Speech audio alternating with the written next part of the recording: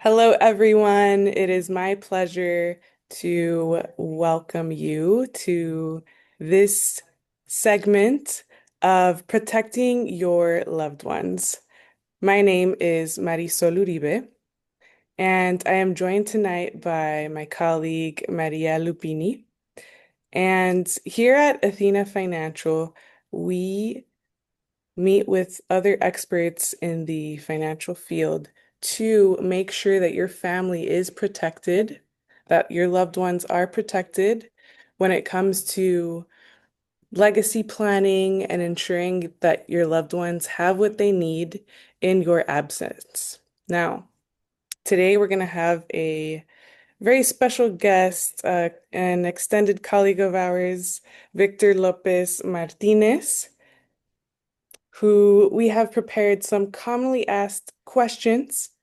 And without further ado, I would like to really maximize our time together.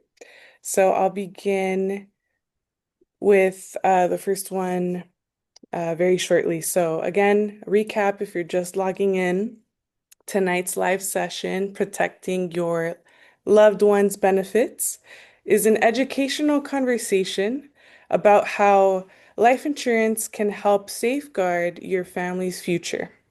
Together with attorney Victor Martinez, we'll walk through how benefits really work, common gaps families overlook, and a short segment on planning for a child or adult with special needs so their care can continue even if you're not here.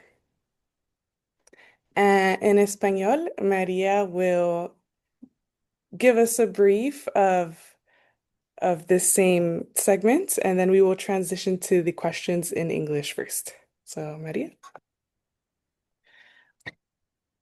Hola, ¿qué tal? Buenas noches. Bienvenidos a todos. Gracias por tomarse el tiempo de estar en nuestra presentación. La sesión en vivo de esta noche es Protegiendo los beneficios de nuestros seres queridos. Es una conversación educativa sobre cómo el seguro de vida puede ayudar a proteger el futuro de su familia. De igual forma, junto con el abogado Víctor Martínez, veremos cómo funcionan realmente los beneficios, los errores más comunes que cometen muchas familias y un segmento breve en cómo planear para un ser querido con necesidades especiales, para que su cuidado continúe aunque usted ya no esté presente. Acompáñenos desde su teléfono, computadora y escuche con calma y traiga todas sus preguntas para nosotros. Gracias. Gracias, Maria. Thank you so much for that. And you guys are trickling in here. If you've got a question, type it in the chat box. But for now, we will begin with something that we've commonly heard our past clients inquire about in the past. Now, again, this is a very exciting opportunity to have the front row seat, right? Be with an attorney that knows what he's talking about, right? Someone who has been here, done that for how many years now, Victor? I've been an attorney now for 2022. Doesn't seem like a long time, but it's been quite a while. And then before that, I've been in the legal field since 2015. So that's 11 years in the legal industry. Wow, that's an amazing track record. You guys, he may look young, but he is very experienced. Okay, so don't let that fool you. I thought you were gonna say he may look young, but he's actually really old. You know, it's really nice to be with people that just energize you, and the smile that we share definitely helps communicate that. So, Victor, I'll start with a few common questions I hear from families, and then we'll open it up. All right, let's get to it. For families who already have life insurance through work, what are some of the most common gaps you see that could still put their loved ones at risk? Oh, that's a good question. So I'd say one of the common issues with work um, related insurance policies, life insurance policies, is that they've been working at this job for so long, right? So probably when they started their life insurance policy, um, maybe they had no kids, right? Maybe they started this job and this was their first job. They got a nice insurance policy that covered them. And they added maybe their parents, maybe their siblings, right? They weren't married yet, didn't have kids. And then you sort of forget what benefits you have, right? If you're not using them, you sort of just forget about them. 25 years down the line, now you have a family. Now you have children. You're married, but your beneficiaries are still the same as to when you started that job, right? So a common issue is um, I I created a trust, right? But I didn't change my beneficiaries. I left my beneficiaries the same. I didn't review my beneficiaries.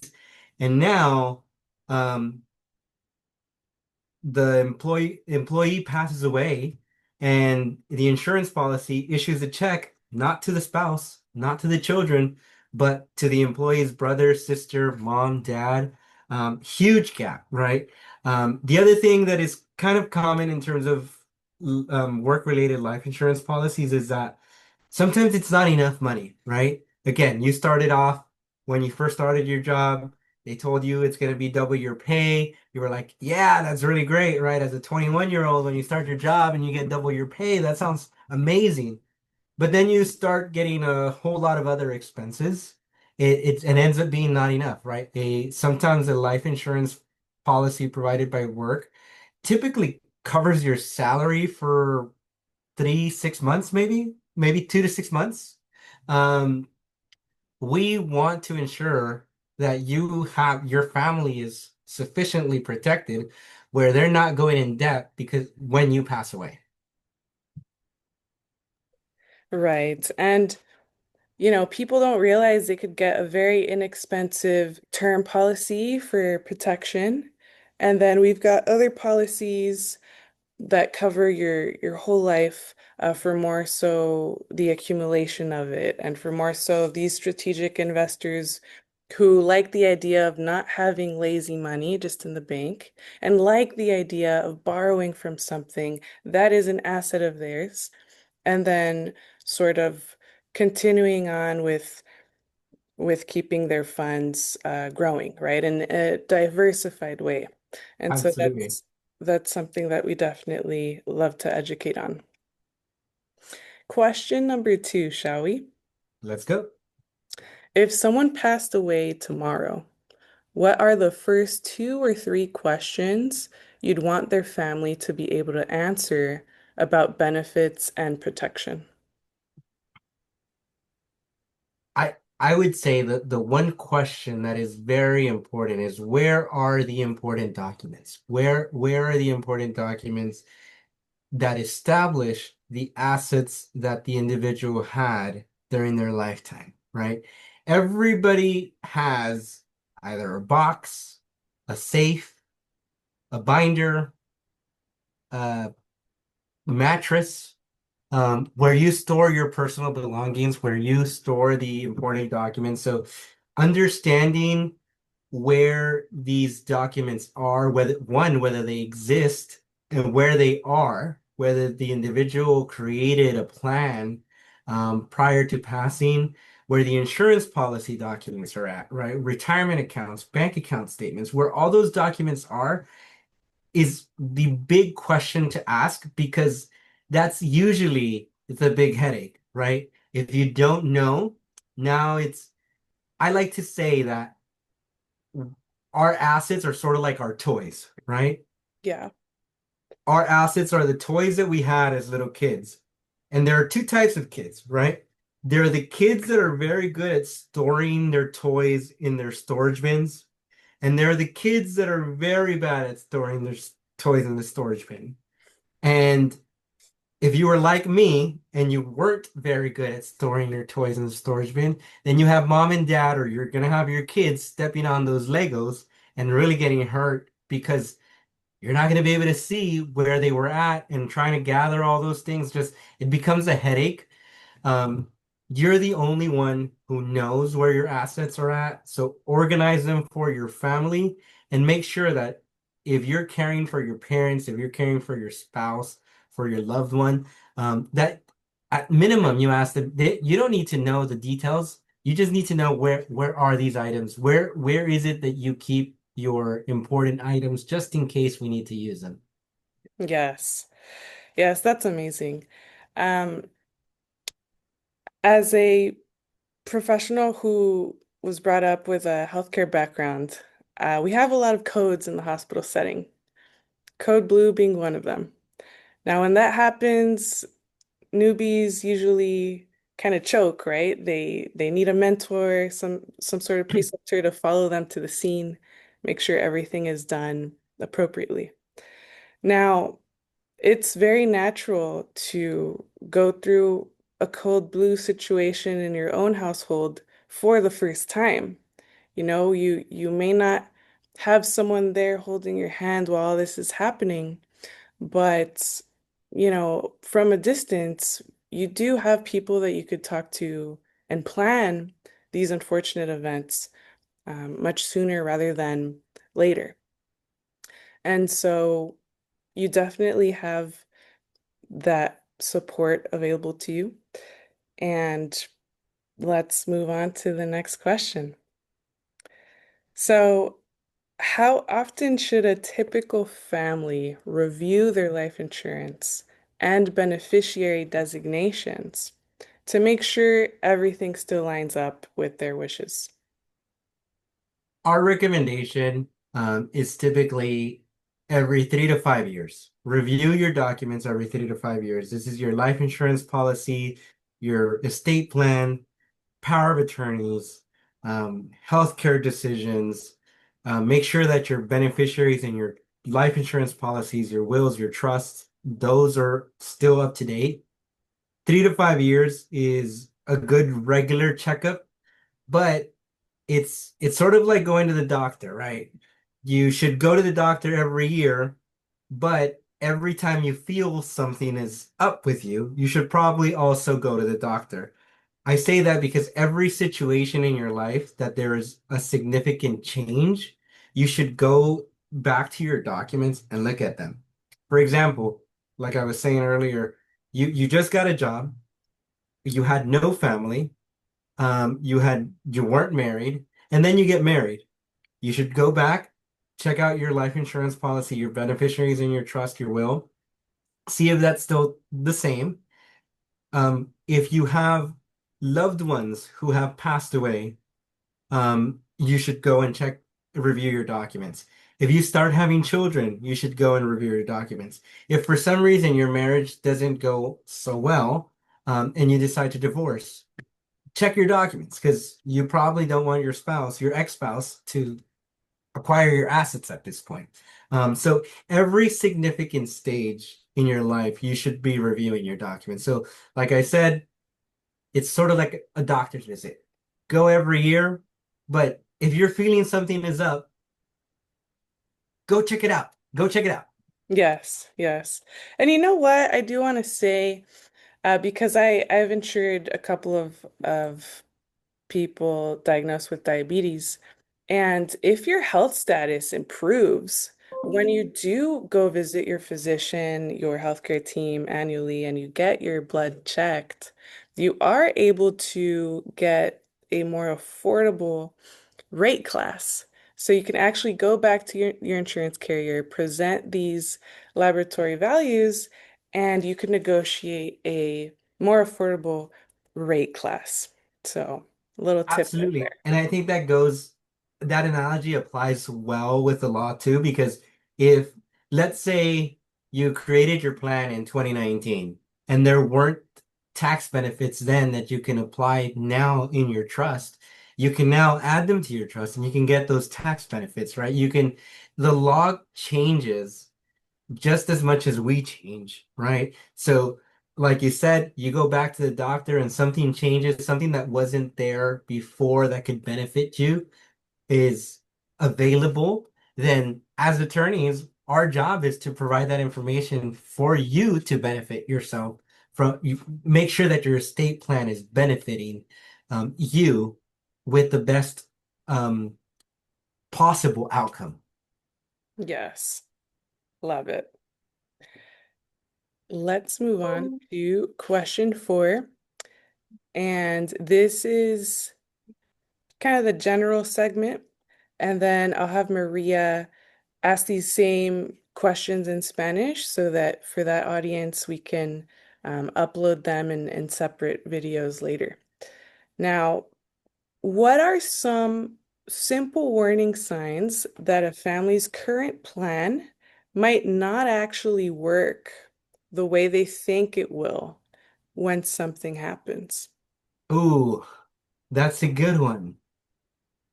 I would say one of the biggest red flags is where you have one beneficiary and you live under the assumption that this person will figure it out. The I've seen trusts that are 2 pages long. That Mm, to me is a huge red flag. mm, Why? Because there's no detail, right? And then I ask my client, what are your intentions? Well, they'll figure it out. Well, that's not the purpose of an estate plan. The purpose of an estate plan is to give you the control and for you to figure it out and to for you to leave instructions for your loved ones. So I think that that's one of the big red flags. The other red flag is when a client tells me, I think it's covered. I think I did this. I think I did that, right? At Inherent Guard, what we like to do is we like to understand people's intentions and we like to review the documents with individuals and confirm that they know what's in their plan, that they can explain what's in their plan, right? So that nobody is in doubt of what's in their plan, right? Um, if you know what's in your plan, you know how your plan is going to function, and you don't have somebody else figuring it out. So, last little red flag is having somebody in your trust who you don't talk to anymore.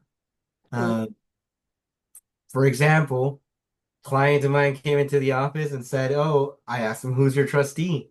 There were 3 names of 3 individuals as trustees. None of those 3 individuals had made contact with this individual for the last 3 to 5 years. So it's like, okay, you're putting some individuals there who you haven't talked to in a long time.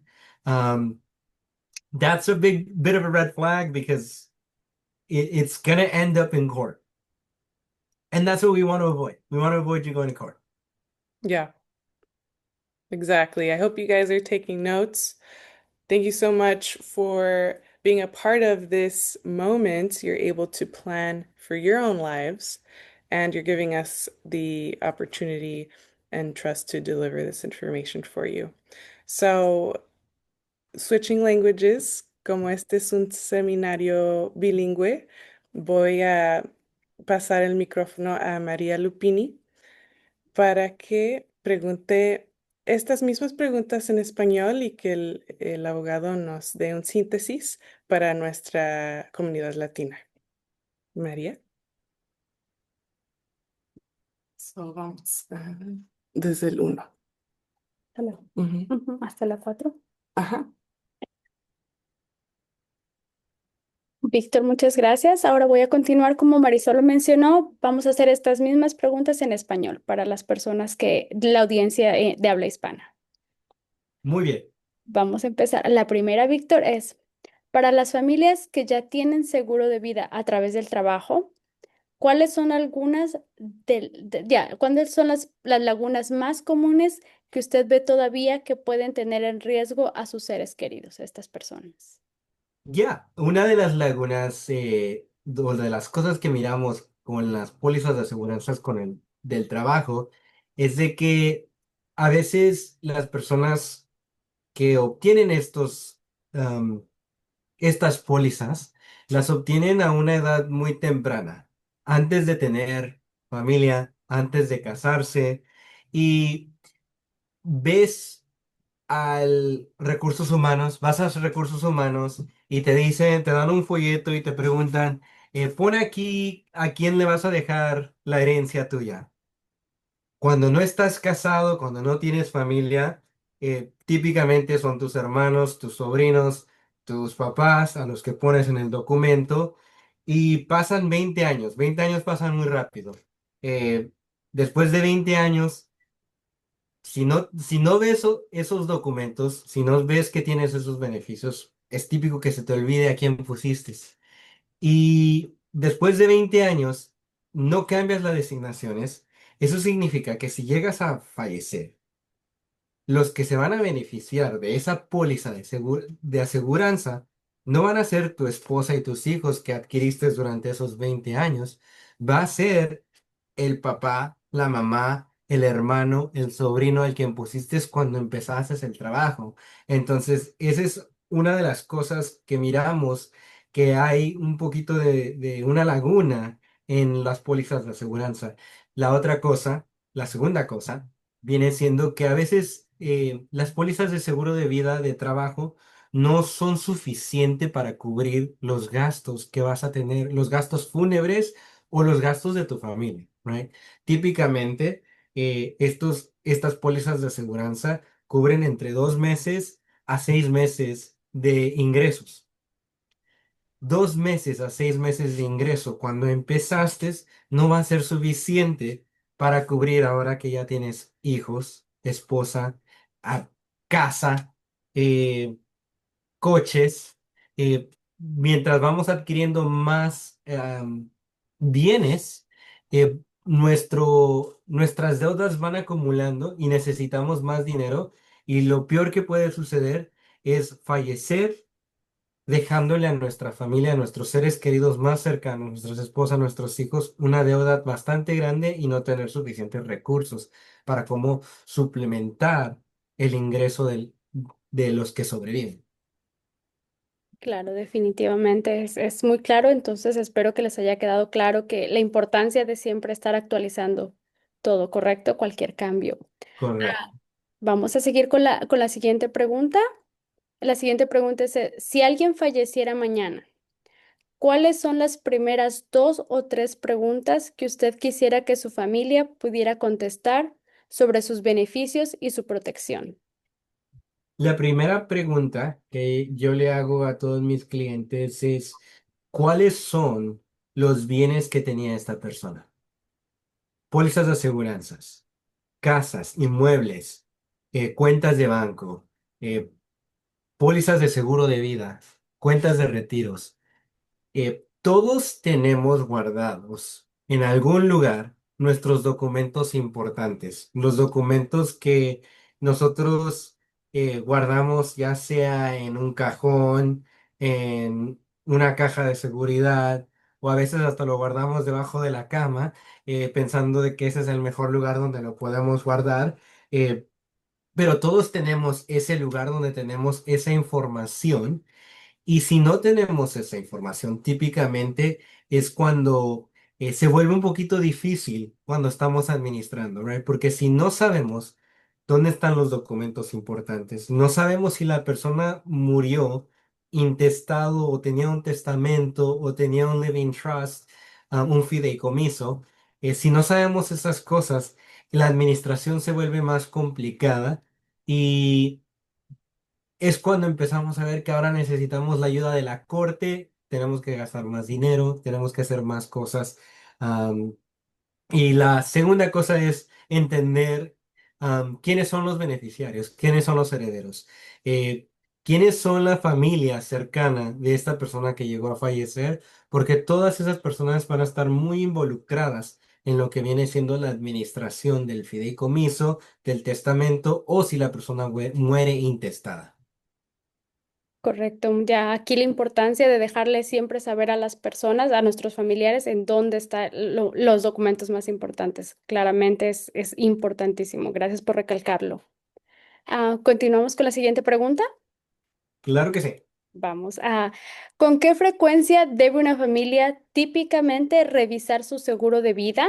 obviamente sus beneficiarios, para asegurarse que todo siga alineado con lo que ellos quieren, con sus deseos finales. La regla general es de cada 3 a 5 años revisar los documentos, revisar las pólizas de seguro de vida, los beneficiarios en algún fideicomiso, en las pólizas. eh, es típico cada 3 a 5 años. ¿Por qué cada 3 a 5 años? Porque típicamente hay cambios durante esos 3 a 5 años. Pero usando la analogía que estábamos hablando en inglés, es como ir al doctor, ¿right? El doctor deberíamos de ir cada año. Digo deberíamos porque soy culpable de no ir tan seguido. Deberíamos ir cada año, pero también deberíamos ir cada vez que si en alguna ocasión sentimos un malestar, ¿right? Si sentimos que nos duele la cabeza y nos duele en una forma excesiva, vamos a ir al doctor. Cada vez que hay un cambio exceso en la vida de uno, también hay que revisar esos documentos. Por ejemplo, empezando con alguien que apenas eh, empezó a trabajar, no tiene familia, no tiene hijos. eh, Cuando esa persona se llega a casar, muy importante revisar sus documentos. Cuando esa persona llegue a tener hijos, muy importante revisar esos documentos. Si esa persona, el matrimonio no llega a funcionar, se llegan a divorciar, importante revisar los documentos.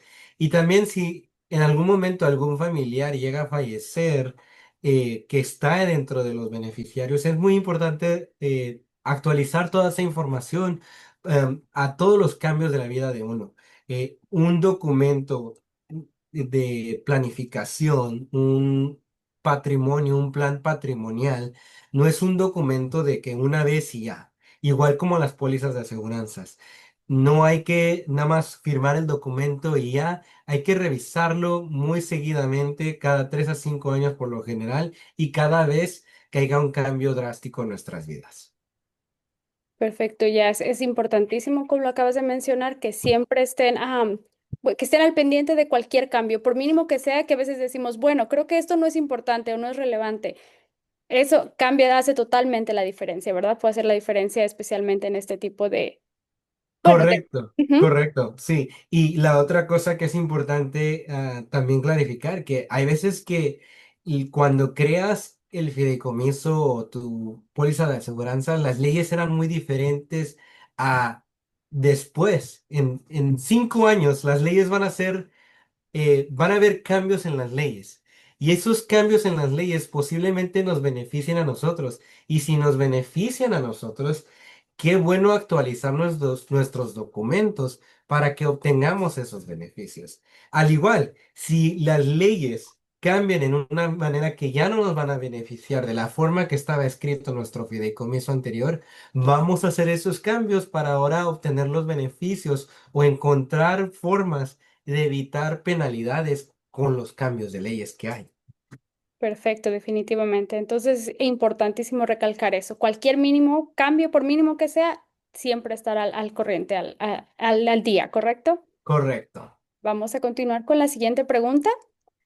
La siguiente es, ¿cuáles son algunas señales de alerta sencillas de qué plan actual de una familia quizá ya no le está funcionando? ¿Cómo ellos piensan cuando algo les pase? ¿Cómo esto puede afectarlos cuando a ellos les pase algo? Sí, un red flag, como le llamamos en inglés, de que un fideicomiso no está funcionando de la manera que querían que funcionara, es si el fideicomiso es de 2 páginas o si es muy corto, ¿verdad? Típicamente nuestros fideicomisos que preparamos pueden correr de 50 a 70 páginas. Eh, Son documentos bastante extensos porque hay bastante información que va dentro de ese fideicomiso. Si es de 2 páginas, hay cosas que no fueron aclaradas en el documento que pueden causar confusión. Y la cosa que puede causar un problema es que si la persona creó el fideicomiso, dice, mi familia va a saber qué hacer, right? La intención de crear un plan patrimonial es de poner todas nuestras intenciones dentro de un documento para que nuestra familia respete nuestras decisiones. No es darle el trabajo a la familia, a que ellos lo averigüen, es nosotros hacer las decisiones en vida para que ellos respeten las decisiones de nosotros. Otra señal es de que el fideicomiso no va a estar funcionando de la manera que necesite funcionar, es si hay alguien dentro de ese fideicomiso con el que uno ya no tiene contacto. Por ejemplo, eh, tuve a un cliente que llegó a mi oficina y miramos su fideicomiso y tenía tres albaceas designadas y las tres albaceas llevaba 3 a 5 años que no hablaba con esas personas. Entonces es ahí un momento donde uno tiene un buen momento para revisar los documentos y decir, esto no va a funcionar porque ya no tengo ni contacto con ellos, que vamos a terminar en corte si es que no hago yo un cambio el día de hoy. Definitivamente, y algo que muy buenas red flags para que todos tomen en cuenta esas señales tan importantes, ¿verdad? Para no caer en esos errores que pueden ser muy comunes y costarnos bastante. Correcto. Muchas gracias, Víctor. Vamos a continuar con Marisol en la charla en inglés. Gracias. Muchas gracias, María. Y unos últimos pensamientos. Espero que todos ustedes hayan tomado nota. Pregúntense, ¿qué he aprendido hasta ahorita? Welcome to the half of the segment. Please ask yourself, what is it that I've learned so far? Hopefully, you've all written down at least 3 points, 3 action steps, 3 things that you've learned. Maybe one of them being, hey, I need to have a code blue binder at my home so that I go to it. It's listed out 1 through 10 steps to follow, what to do under X, Y, and Z situation. Like a policy and procedure that you read at work, why not have a policy and procedure at home? So excellent. Now we're on to the special needs segment. For a child or adult, Victor, with special needs who receives government benefits, what are the biggest mistakes families make when they try to leave them something out of love? The biggest issue when dealing with somebody with special needs is giving somebody money outright when they're receiving governmental benefits. It's a big key component with individuals who are getting governmental assistance is that most of these government assistance are income based, right? Or asset based. That means that they're taking into consideration how much money you're receiving every month to determine whether you qualify for these governmental benefits. Um, Sometimes out of love, you want to give your child $50,000, right? But that's a huge, huge no-no. That's giving them $50,000 is essentially telling them, I'm disqualifying you right away from any governmental assistance you're going to receive from now until probably the next year and a half. And those $50,000 are probably most likely just going to cover their basic needs. And essentially, out of love, you try giving them some cash, but you took away that governmental assistant that was really keeping them stable, right? So I'd say that anything outright to a child or an adult who is receiving governmental assistance is a big, big no-no. And does it vary from state to state, Victor? I know earlier, as the trailer video to this segment, you had I heard a mention of about $2,000. Is that the ballpark here in California? In California, it's about $2,000. So it varies state by state. It's all depending on the Medicaid. Every state has their own Medicaid provisions. That's when it comes to Medicaid. Social Security, it is the same because that's federal. Um, so there's SSI, there's SSDI, um, and there is one more that is not clicking with me. But then in California, there are things like Medicaid, um, uh, food stamps, which they're no longer called food stamps. They're called SNAP benefits. That's another one. And then there's IHSS caregiving, right? Where a caregiver can be designated to take care of your loved one, or you can, as if you have the special needs, you can hire somebody to take care of you, and the government pays for that. All those benefits have their own income requirements. And depending on each one of them, the point is that regardless of what it is, it's never more than $2,000. So the moment you've given somebody $2,000, you've essentially said, this month, I'm covering your government-based expenses, and you're no longer getting it from the government. Yeah. Yeah. So that could really draw a disconnect when it comes to their future benefits. Yes, yes. And the issue is that sometimes some of these programs come with penalties that, okay, maybe 1 month is okay that they don't receive it, but then the penalties say, okay, you're not going to receive it for the next 6 months. So you gave them $2,000 1 month, but now they're out for another 6 months, which is another $12,000, right? So essentially your $2,000 cost them $10,000. Yeah. For those of you who love learning and are absorbing this like a sponge, I want to make a quick correlation. Like IHSS is for supporting loved ones with special needs. You may need some sort of care in the future. And if you're a parent with kids, your kids may need respite care so that they're not the ones caring for you 24/7.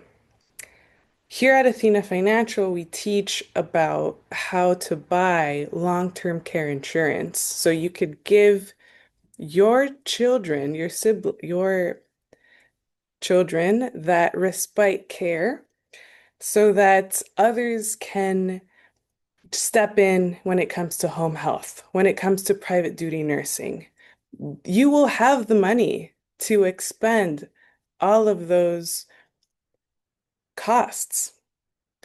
If you don't want to take from your 401k, from your IRA, etc., having a long-term care policy would be the best play.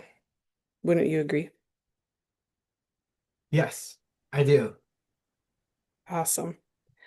And so moving on to this in simple terms, how planning with tools like trusts can help protect a special needs loved one's eligibility for benefits. Great question. So the way we do that is that we create what's called a special needs trust.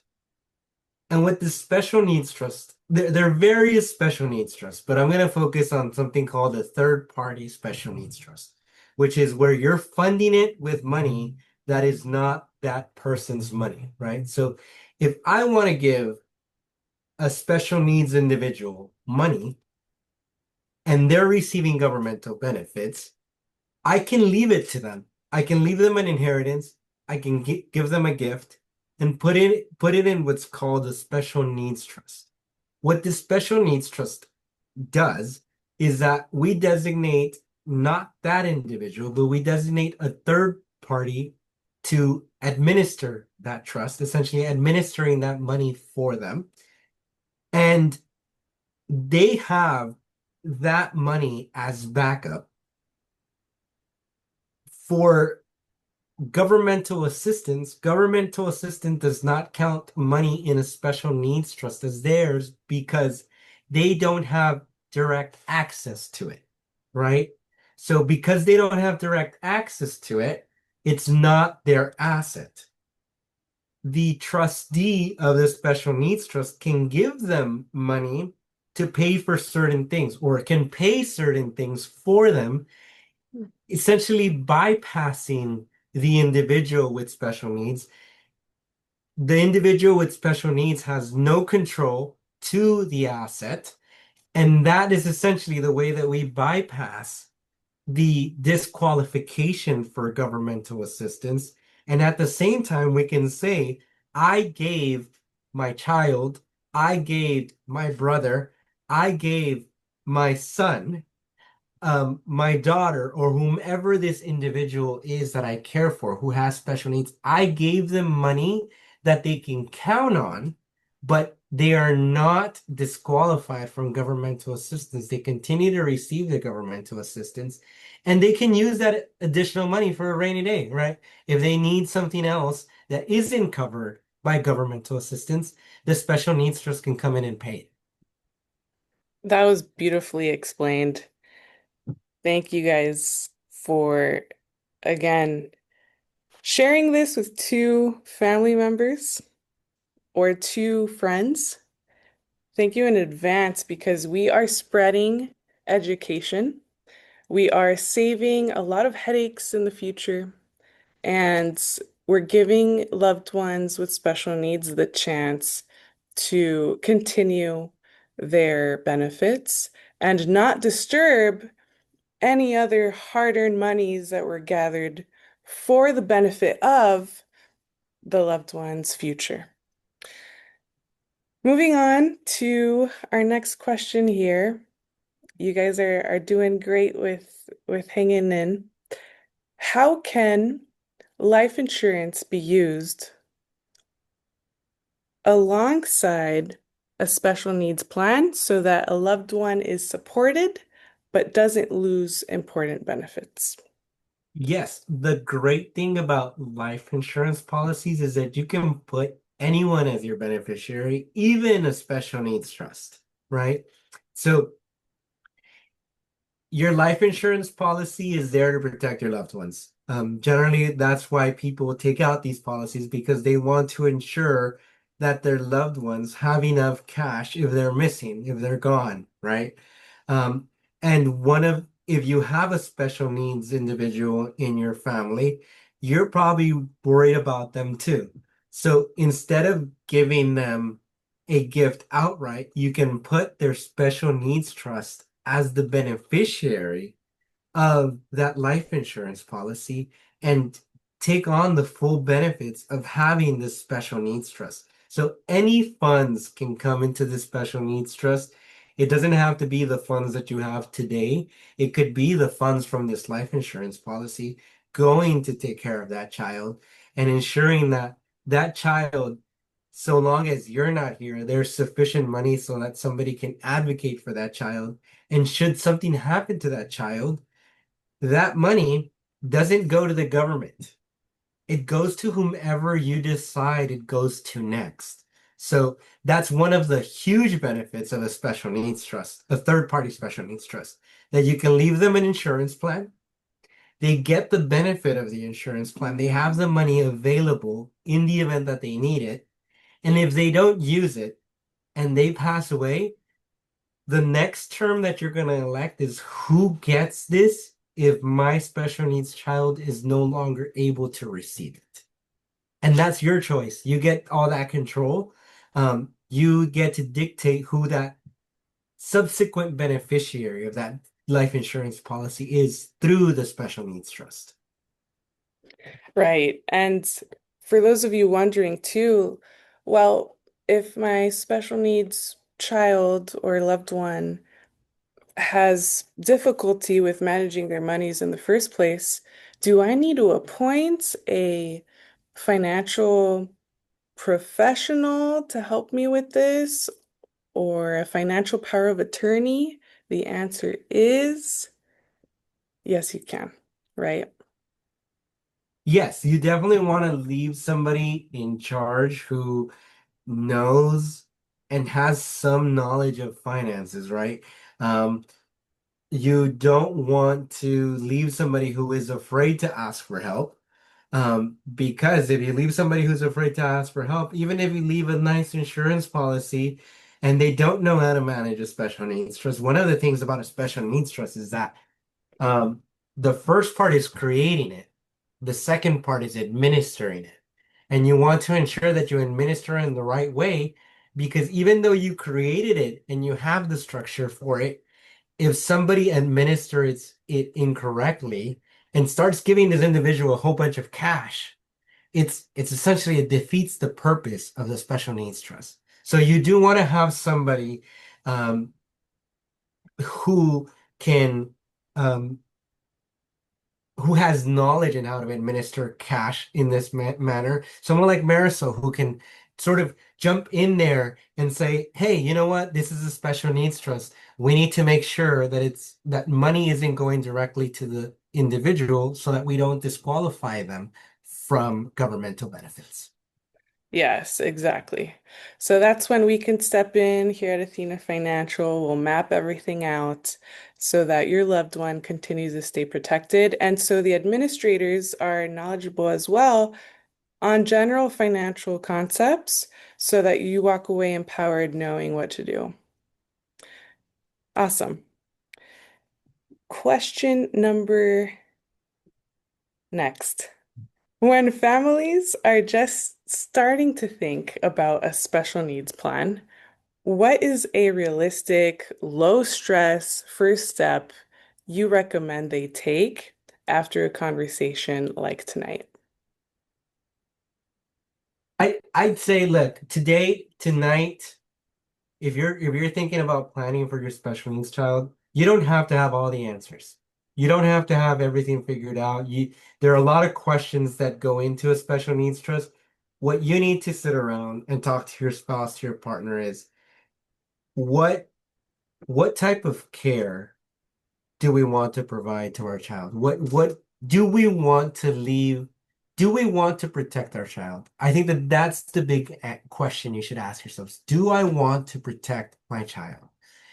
And if so, the next question is, how much do I believe I should set aside for my child so that they are comfortable?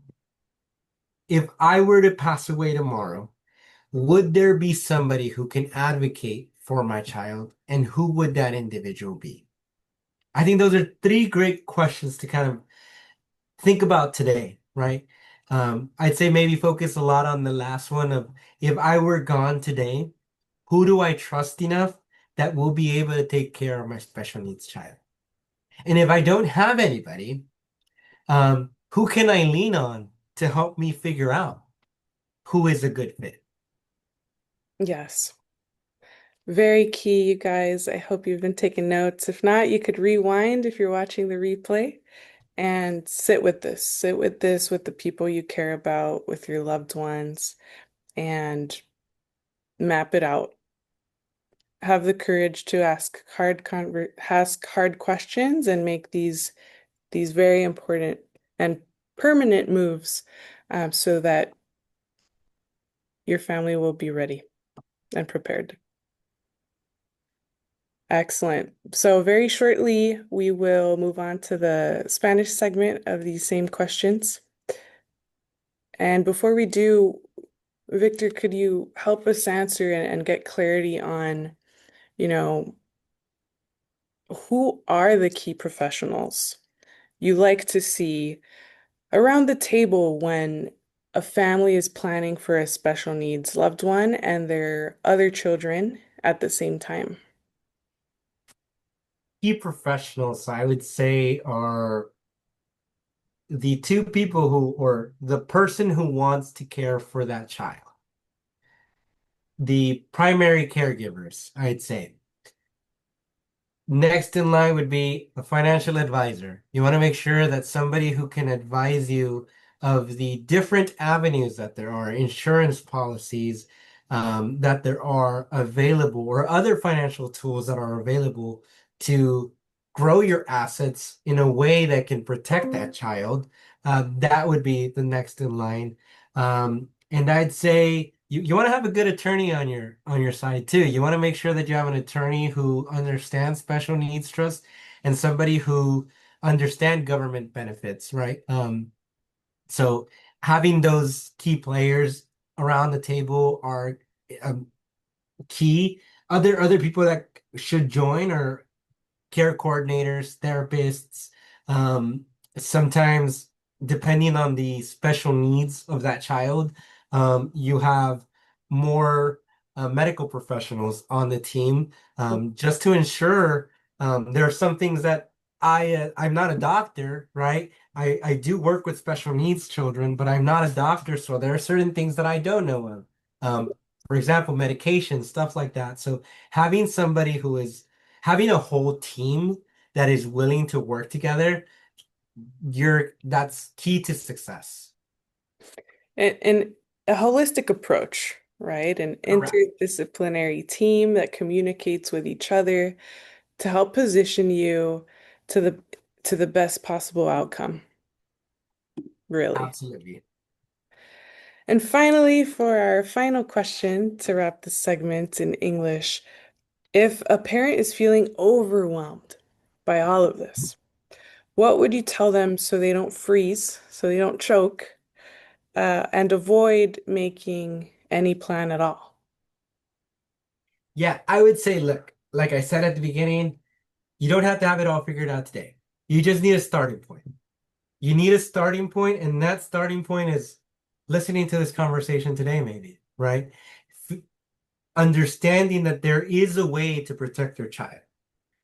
And planning, planning in itself is an act of love.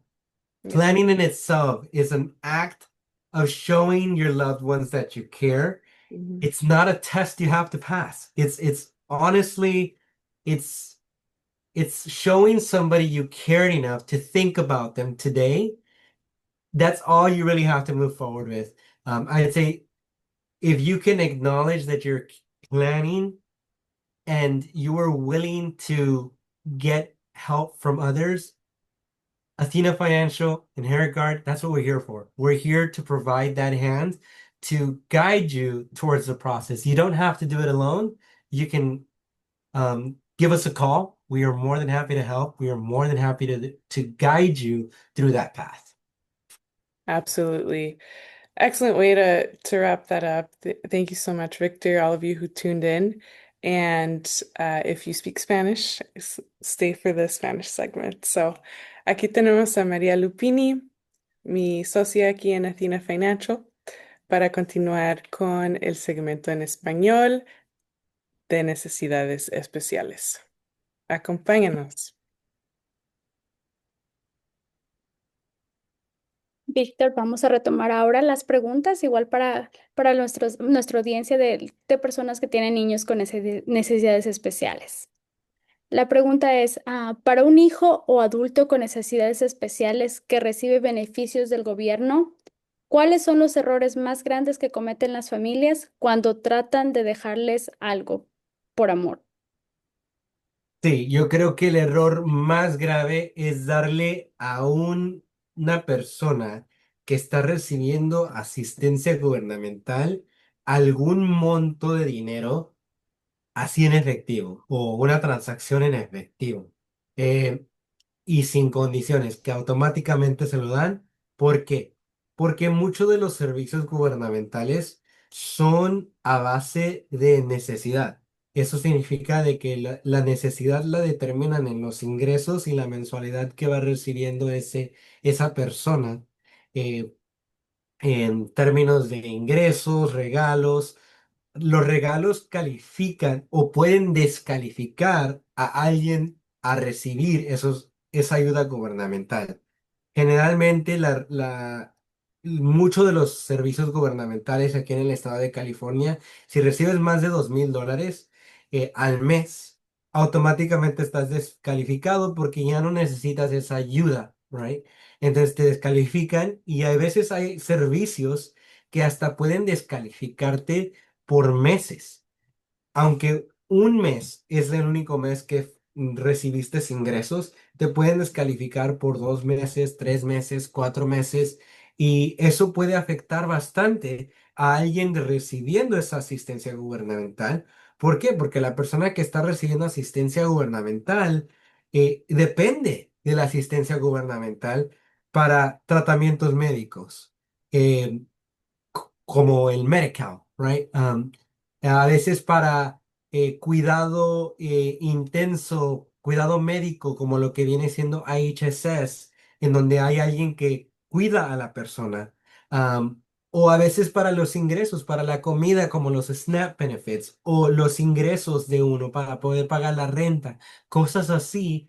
Desafortunadamente, al darle un regalo am, directo a esa persona de necesidades especiales, los puede descalificar de la asistencia gubernamental. Por eso aquí la importancia de tener todo claro, esclarecido, correcto, en un fideicomiso, es la importancia de... Correcto, correcto. Ujú, perfecto. Gracias, Víctor. Vamos a continuar con la siguiente. ¿Puedes explicar en términos sencillos cómo la planificación con herramientas como los fideicomisos pueden ayudar a proteger la elegibilidad de un ser querido con necesidades especiales para sus beneficios? Voy a intentar ser sencillo con algo tan complicado como lo que viene siendo los fideicomisos de necesidades especiales. Pero la función de un fideicomiso de necesidades especiales, y voy a hablar de un fideicomiso de terceras personas, en donde, por ejemplo, yo estoy proporcionando dinero a alguien que tiene necesidades especiales y quiero darle un regalo a un ser querido que tiene necesidades especiales. Como comentaba, si yo quiero darle $50,000 a ese ser querido, automáticamente, eh, automáticamente lo voy a descalificar. Entonces, la mejor manera es ponerlo dentro de un fideicomiso y designar a una tercera persona que va a administrar ese dinero. Eso significa que a los ojos del gobierno, esa persona de necesidades especiales no tiene acceso a recibir ese dinero, entonces no son considerados ni como ingresos ni como bienes de esa persona y no lo descalifica de la asistencia gubernamental.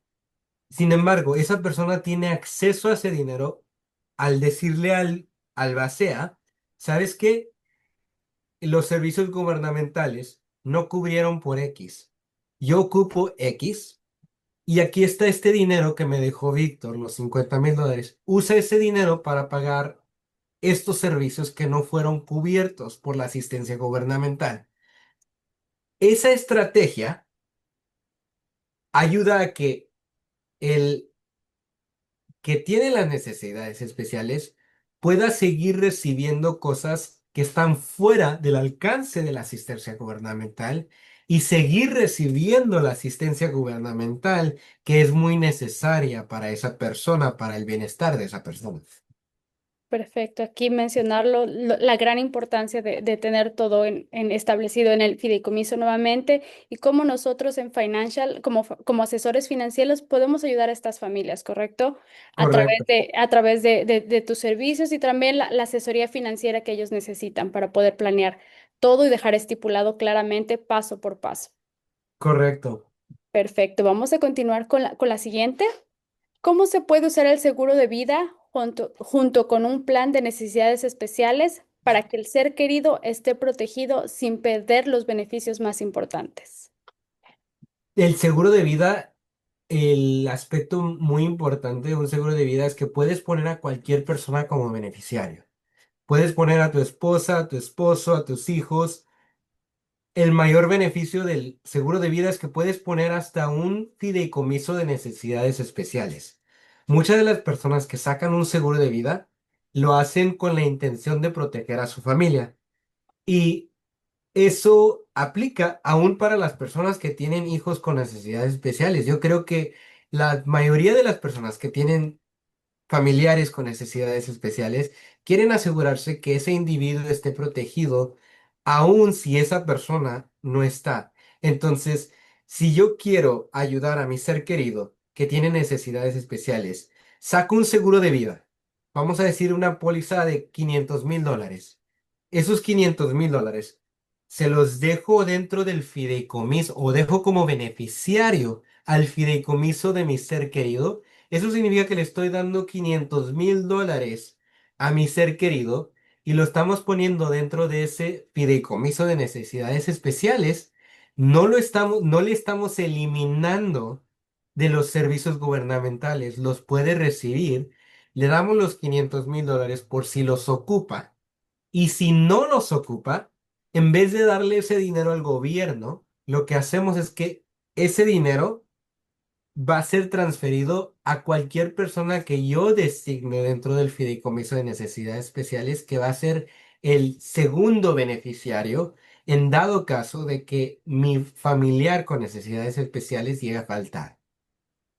Claro, completamente de acuerdo. Entonces, aquí mencionando la importancia del fideicomiso, también la importancia de tener un seguro de vida para tener protección a toda nuestra familia y yo creo que también la paz mental que uno como padre está necesitando diariamente, ¿correcto? 100% la paz mental de saber que hay alguien y va a haber alguien y va a haber un monto de dinero disponible para cuidar al ser querido si yo no estoy. Y yo creo que esa es la preocupación más grande de alguien que tienen algún familiar con necesidades especiales. Las personas que vienen a mi oficina y tienen, las personas que vienen a mi oficina y tienen niños chiquitos o tienen personas con necesidades especiales, esa es la preocupación más grande, es quién los va a cuidar si yo no estoy. Exacto, perfectamente, totalmente de acuerdo. Vamos a continuar con la siguiente pregunta. Cuando una familia apenas empieza a pensar en un plan para necesidades especiales, ¿cuál es el primer paso realista y sin tanta presión que no se sientan presionados para qué recomiendas para hacer la conversación y cómo empezarla desde el día de hoy? Yo diría que la mejor manera, lo que están haciendo las personas el día de hoy escuchando esta información, es una de las mejores formas, right? Estamos obteniendo la información educativa para saber que hay formas de proteger a nuestros familiares. La pregunta que yo me haría el día de hoy, si yo fuera un padre o tendría un familiar con necesidades especiales, es eh, ¿cómo voy a proteger a mi hijo y a quién voy a designar a que cuide a mi familiar, a mi ser querido, para que haya alguien que yo confíe que tenga esa oportunidad de poder cuidar a mi familiar? Y si no tengo a ese familiar, ¿a quién puedo, con quién puedo acudir para poder obtener ese apoyo? Yo diría que ese sería Athena Financial, Marysol, María, personas como ustedes que tienen mucho conocimiento en finanzas, o a personas como los abogados en Card, que tenemos una amplitud de abogados que tienen mucho conocimiento con necesidades especiales. Nosotros estamos aquí para apoyar. Denos una llamada. Estamos aquí para poder ofrecer estos servicios. Nadie lo tiene que hacer solo. Perfecto, definitivamente. Gracias. Es importante saber que contamos con ese apoyo, que no estamos solos. A veces que se pueden sentir abrumados, ¿verdad? Y uno como padre también teniendo un hijo con necesidades especiales, no saber por dónde empezar. Pero con esta lección, con este aprendizaje que nos están dando el día de hoy, yo creo que es prácticamente es maravilloso. Muchísimas gracias, Víctor. Continuamos con la siguiente pregunta. ¿Quiénes son los profesionales clave que usted prefiere tener en la mesa cuando una familia está planeando para un ser querido con necesidades especiales y para sus otros hijos al mismo tiempo? ¿Quiénes serían esas personas sumamente importantes y profesionales? Las personas importantes serían primero los que cuidan del ser querido, y los que son los cuidadores principales de ese ser querido, los que se están preocupando por dejar alguna protección para ese ser querido. Típicamente viene siendo mamá y papá, right? Mamá y papá del ser querido. Segundo, cualquier otro familiar que esté cercano que ayude a cuidar, right? El equipo de cuidado de esas personas, asesores financieros, personas que sepan cómo administrar los bienes de uno para poder eh, crecer nuestro portfolio, y que podamos dejar un monto más grande a nuestros seres queridos. Esos serían los principales. También a veces tenemos a los terapistas. A veces, dependiendo de la condición médica, a veces tenemos que tener un equipo médico más grande que tenga un panel de médicos que pueda apoyar a hacer esas decisiones para el cuidado y el bienestar del ser querido. Porque dentro del fideicomiso de necesidades especiales, una parte es el lado financiero. La segunda parte es el lado de el cuidado personal de ese ser querido. So, es un como no sé, Marysol usó una palabra en inglés que es muy, no sé cómo traducirla, interdisciplinary. A lo mejor me ayuda Marysol si nos está escuchando todavía a traducirlo. Pero interdisciplinario, yo diría, si es que lo estoy haciendo diciendo bien. Sí, Um, sí, correcto, sí, ya. um, No muy común escucharla, pero realmente es, embarca todo lo que se necesita Correcto, completamente. es un equipo completo Sí, y eso nos le ayuda más que nada a los padres a saber que no están solos, right? No están solos, hay un equipo legal, hay un equipo financiero y hay un equipo de salud.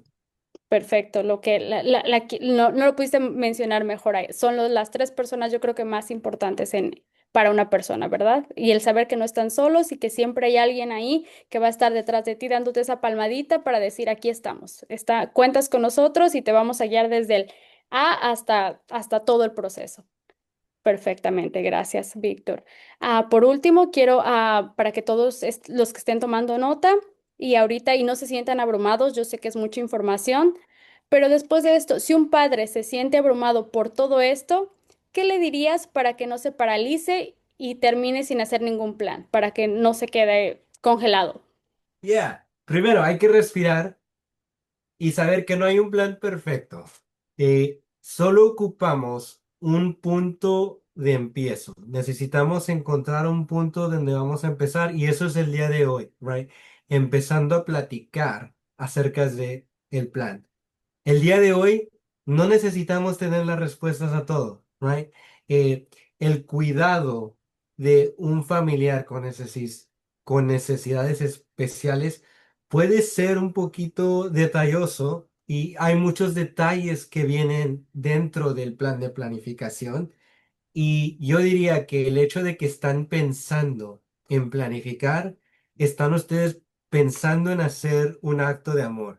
El planificar para un ser querido, para cualquier ser querido, es un gran acto de amor. ¿Por qué? Porque estás diciendo, yo lo estoy pensando para que tú no tengas ese dolor, right? Tú no tengas que pensar que estaba en mi pensamiento, yo estoy tomándome el tiempo para poner todos mis pensamientos en papel y dejar estructurado todo para que si yo llego a faltar ya está todo escrito. Am, Segundo, no están solos, right? No están solos durante este proceso y hay un equipo que está dispuesto a ayudar. Hay el equipo como Athena Financial que está muy dispuesto y tiene mucha educación en las finanzas y puede dar un apoyo muy grande para poder expandir los portfolios, para poder encontrar las maneras de am, maximizar los recursos de uno y podemos aliarnos con abogados como en Guard, que tenemos bastante conocimiento en las necesidades especiales y podemos aliarnos con otros grupos que pueden asegurarse y dar la guianza durante este proceso que puede parecer muy pesado, pero para eso estamos nosotros acá, para poder ayudarles con esa carga, con el lado legal, con el lado financiero, con todo eso que nosotros podemos ayudar. Completamente de acuerdo, Víctor. Pues no queda más para la audiencia, todos los que nos están escuchando, no sentirse abrumados, que es lo principal, y tomar acción, ¿correcto? Paso a paso, y estamos aquí, como lo mencionó Víctor, en Herigar, que son un grupo de abogados, y Atina Financial para poderlos asesorarlos en cualquier momento, y de paso a paso, caminamos con ustedes. Muchísimas Claro gracias. que sí. Doy por terminada la sesión en español, continuamos con Marysol. Pues aquí, si quieres acompañarme, María, últimos pensamientos, pues viene siendo que no tengan miedo, ¿verdad? Que tengan el valor de enfrentar estas conversaciones y estamos muy dispuestos a ayudarles si en algún momento de hoy pensaron, ¿sabes qué? Pues ya tengo que empezar. No quiero dejar esto para el siguiente año, quiero dejar esto ya solucionado o encaminado este mes de enero a 2026, que es la fecha de la publicación de este segmento. Entonces, fue mi placer ayudarles a impartir esta información Igualmente, un placer poder estar siempre aquí para ustedes. y nos vemos en la siguiente charla. ¿Algunos últimos comentarios, Víctor? Gracias por la oportunidad de poder proveer esta información. Como les he comentado anteriormente, siempre un placer trabajar con Athena Financial y estamos aquí a la disposición de ustedes y para poder ayudar en cualquier cosa que nosotros podamos ayudar. Excelente. Thank you, all of you who are bilingual that's watched and listened until the end. We are happy to serve you in the near future, and we look forward to corresponding. Have a great night. Well, good night.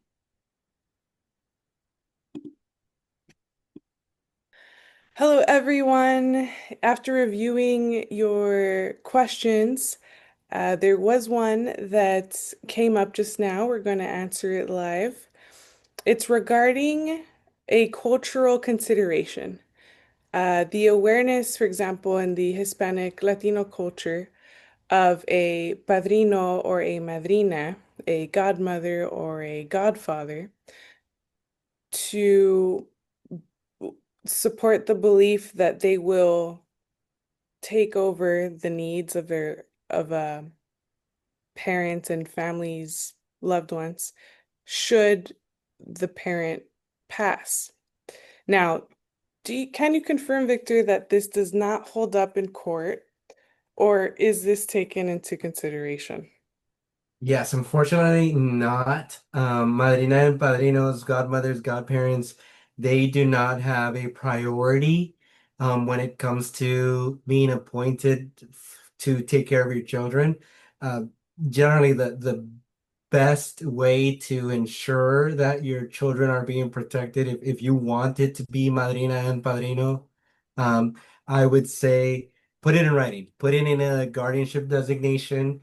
Um, Sign it off, keep that in your documents, because what you would hate to happen is that if Madrina and Padrino were the only ones that were available and they were not listed and they have no type of relationship with them, right?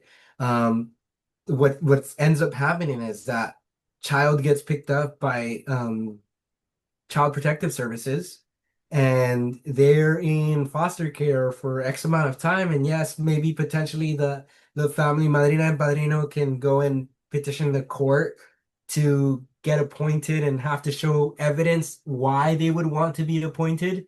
But there is nothing that says that they automatically get it.